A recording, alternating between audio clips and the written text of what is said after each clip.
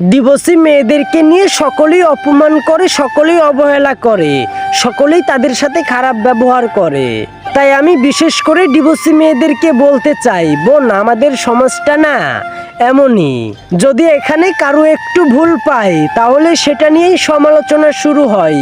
তাই মন খারাপ না করে, কারো কথায় কান না দিয়ে জীবনটাকে সুন্দরভাবে বাঁচানোর চেষ্টা করুন।